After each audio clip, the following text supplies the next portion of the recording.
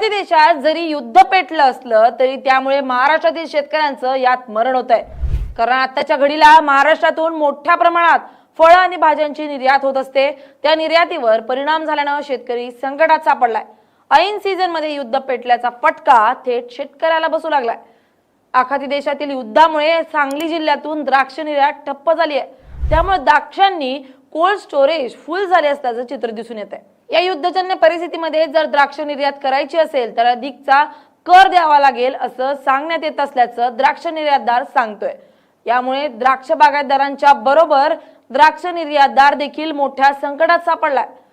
Cold storage मध्ये द्राक्ष वाढू लागल्यानं पर्यायानं कंटेनर कुलिंगचा खर्च वाढणार आहे आणि तो या व्यापाऱ्यांना सोसावा लागणार आहे। सध्या सुरू असलेल्या आखाती देशातील युद्धामुळे सांगली जिल्ह्यातील द्राक्ष बागायतदारांना खूप मोठा फटका बसत आहे। गेल्या 3 दिवसापासून द्राक्षाची पूर्ण पॅकिंग आणि निर्यात थांबलेली आहे। JNPT वरून आखाती देशामध्ये जाणारे सर्व कंटेनर्स हे एकतर तिथं थांबलेले आहेत किंवा आता परत पाठवण्याच्या प्रोसिजरमध्ये आहेत आणि साधारण आत्ताच्या घडीला 40% द्राक्षे ही अजून शेतात आहेत।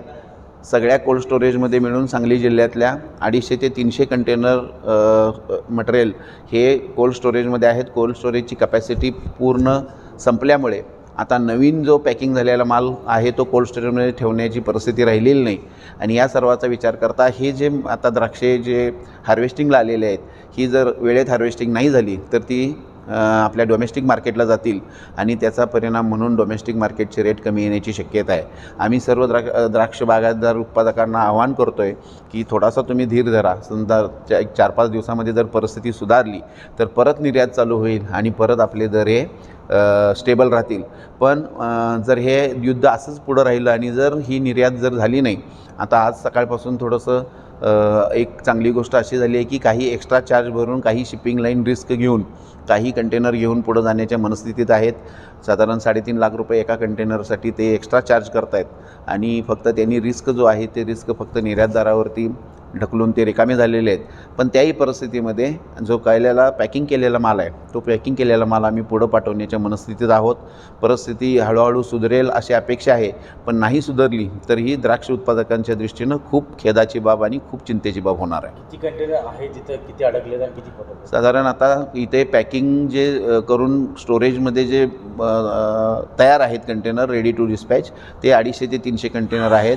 साधारण 300 कंटेनर हे आपल्या द्राक्षाचे JNPTमध्ये आहेत, JNPT बंदरात अडकलेले आहेत आणि ट्रान्झिटमध्ये म्हणजे JNPT टू आखाती देशात हे ट्रान्झिटमध्ये असणारे हे सुद्धा 200 ते 250 कंटेनर द्राक्षाचे आहेत। कितीवरून समजा ते परत पाठवले तर कसं होत ठेवतात? समजा ते कंटेनर जे JNPTमध्ये आहेत ते कंटेनर जर परत पाठवले तर खरंच परिस्थिती अतिशय बिकट होणार आहे। कारण इथे स्टोरेजमध्ये जागा नसल्यामुळं आणलेले कंटेनर ठेवायचे कुठे हा मोठा प्रश्न निर्माण होणार आहे।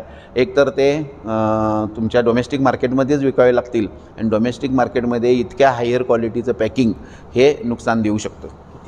कॉस्ट किती होती साधारणतः? एका कंटेनरची जी कॉस्ट असते ती साधारण 18 ते 20 लाख रुपये असते।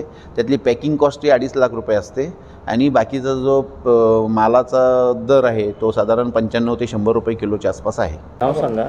नमस्कार, मी दत्ताजी शिवाजी पाटील, शिवसाई कोल्ड स्टोरेजचा पार्टनर।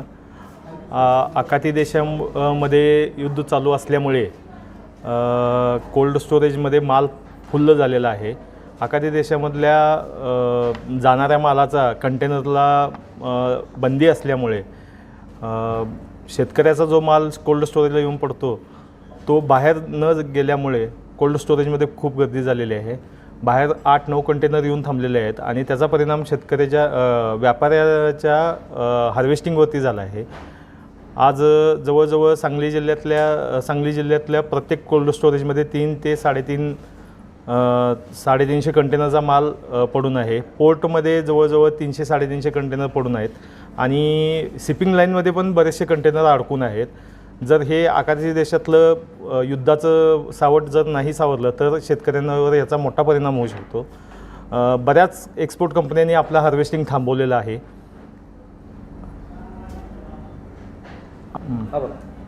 हां, आणि त्यामुळं शेतकऱ्याचं हार्वेस्टिंग थांबल्यामुळं लोकलला जो माल जातो त्यांनी आपले दर कमी करायची शक्यता आहे। त्यामुळं ते एक्सपोर्ट बंद असल्यामुळे शेतकऱ्याला हा एक तोटा होणार आहे। दुसरी गोष्ट, कंटेनर आता काल जे 2 दिवसापूर्वी आम्ही पाठवले होते ते पोर्टमध्ये जागा नसल्यामुळं परत ते आणि कोल्ड स्टोरेजला परत यायची शक्यता आहे. यामुळं पण तो माल खराब होण्याची शक्यता आहे. जादा पैसे दरांना कंटेनरसाठी सुद्धा. हां, आणि कालच एक बातमी आली, शिपिंग लाईनवाल्यांनी 3.5 लाख रुपये जास्त पैसे मागून रिस्कवरती आम्ही कंटेनर पाठवतो असं त्यांनी निर्णय घेतला आहे. पण तो पण व्यापाऱ्यावरती तो एक फटका मोठा आहे. अंदाजे किती उलाढाल थांबली? उलाढाल ही फार कोटीत आहे. कारण का एका कंटेनरची किंमत कमीत कमी 20 लाखापर्यंत, आत्ता आजचा एक कंटेनर पॅक करायचा म्हटलं तर 20 लाख रुपयेपर्यंतचा त्याला खर्च येतो. ह्या एवढ्या कंटेनरच जर हिशोब बघितला तर तो फार मोठा आहे.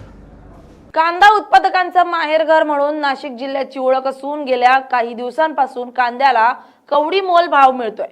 त्यातच आता इराण अमेरिका युद्धाचा फटका कांद्याला बसण्याची शक्यता निर्माण झाली आहे. भारतातून मोठ्या प्रमाणावर आखाती देशात कांदा निर्माण होतो. त्यातच आता रब्बी म्हणजे उन्हाळी कांद्याचं उत्पादन मोठ्या प्रमाणावर येणार आहे आणि हा कांदा निर्यात न झाल्यानं कांद्याचे भाव गडगडण्याची शक्यता निर्माण झाली आहे. आधीच सततच्या कांद्याच्या भावात होणाऱ्या घसरणीमुळे कांदा उत्पादक अडचणीत आलाय. आता युद्धाचा फटका बसणार असल्यानं शेतकऱ्यांसह कांदा निर्यातदारांची चिंता वाढणार आहे. सध्या जागतिक युद्ध सुरू झालं आहे, याचा परिणाम शेतकऱ्यांवर काय होणार? गेल्या 2 दिवसापासून जे जागतिक युद्धाला सुरुवात झालेली इराण, इस्रायल आणि अमेरिका, यामुळे शेतीमालावर खूप मोठा परिणाम होणार आहे. कारण त्या युद्धामुळे सर्व निर्यात जी आहे ती थांबलेली आहे आणि निर्यातच नाही तर जे प्रवासी आहेत त्याची सुद्धा सर्व तिकडे बंद आहे आणि ते लोक तिथं अडकलेले आहेत. आणि निर्यात न झाल्यामुळे शेतमाल हा नाशवंत असल्यामुळे तो एक्सपोर्ट होऊ शकत नाही आणि त्याचा परिणाम हा शेतकऱ्यांवर आर्थिक संकट येणार. कारण तो माल जर बाहेर गेला नाही तर त्याचे जे भाव आहे ते अजून कोसळतील. आज जे 500-600 रुपये कांदे विकताय ते पुन्हा भारतामध्येच थांबतील आणि त्याचे जे व्यापाऱ्यांना पण त्याचा फायदा नाही आणि शेतकऱ्यांना पण फायदा नाही. कारण व्यापाऱ्यांना पाठवता आला तर तेही खरेदी कमी करतील किंवा थांबवून घेतील. त्यामुळे जागतिक युद्ध हे लवकरात लवकर थांबलं पाहिजे. त्यामुळे शेतकऱ्यांचे होणारं जे नुकसान आहे ते टळेल आणि माल हा एक्सपोर्ट होईल. JNPT बंदरावर कांदा, फळं, भाजीपाला आणि इतर वस्तूंचं साधारण 10,000 कंटेनर अडकून पडलेत.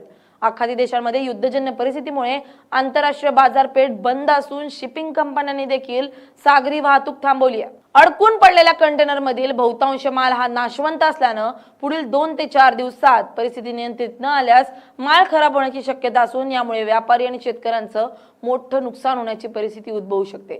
याचा आढावा घेतला आमचे प्रतिनिधी सिद्धेश म्हात्रे यांनी. इराण विरुद्ध अमेरिका आणि इस्रायल यांच्यातील संयुक्त युद्धामुळे त्याचा जो परिणाम आहे तो भारतीय बाजारपेठेवरती थेट होताना पाहायला मिळत आहे. मी सध्या JNPT पोर्ट अंतर्गत येणाऱ्या नावाशेवा फ्री पोर्ट या ठिकाणी आहे आणि या ठिकाणी साधारण सूत्रांच्या माहितीनुसार 10,000 पेक्षा अधिक कंटेनर जे आहेत ते अडकून पडल्याची माहिती जी आहे ती सूत्रांकडून समोर आलेली आहे. या कंटेनरमध्ये कांदा असेल, फळं असतील, त्याच्यानंतर भाजीपाला असेल, मसाले असतील, अशा प्रकारचे पदार्थ जे आहेत ते या कंटेनरमध्ये अडकून पडलेले आहेत.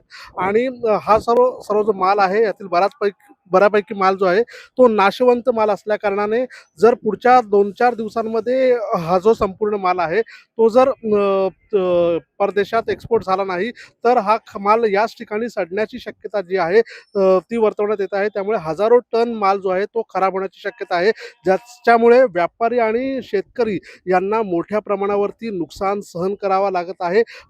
आखाती देशांची जी आंतरराष्ट्रीय बाजारपेठ आहे ती पूर्णतः यावेळी बंद असल्याने ज्या शिपिंग कंपन्या आहेत त्या देखील कुठल्याही प्रकारचे कंटेनर जे आहेत त्याची वाहतूक करत नाही आहेत. सध्या वाहतूक पूर्णपणे बंद करण्याचा निर्णय जे आहे ते शिपिंग कंपन्यांनी घेतलेला आहे आणि त्यामुळे हा सर्व जो माल आहे तो JNPT पोर्टमध्ये पडून आहे. त्यामुळे तब्बल 10,000 कंटेनर जे आहेत ते सध्या या JNPT पोर्टमध्ये अडकून पडलेले आहेत आणि यातील जो नाशवंत माल आहे हजारो टन हा खराब होण्याची शक्यता सध्या वर्तवण्यात येते.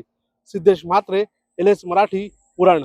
फक्त द्राक्ष आणि कांदाच नाही तर केळी, पपई, आंबा, संत्री, पेरू, बोरं, काकडी, कलिंगड, टरबूज अशा अनेक फळांची निर्यात या दिवसात आखाती देशात मोठ्या प्रमाणात वाढलेली असते. मात्र आता युद्धानं हे सगळं ठप्प केल्यानं शेतकऱ्यांचं लाखो रुपयांचं नुकसान होत आहे. युद्ध कधी संपेल हे माहीत नाही. त्यातील जास्तीत जास्त शेतकऱ्यांकडे कोल्ड स्टोरेजची सुविधाही नाही. आधी पिकासाठी लागणारा खर्च, आता कोल्ड स्टोरेजसाठी लागणारा खर्च, त्यामुळे शेतकऱ्याच्या हातात काहीच उरत नाहीये. त्यामुळे इराणचं युद्ध माझ्या शेतकऱ्याचं मरण ठरतंय.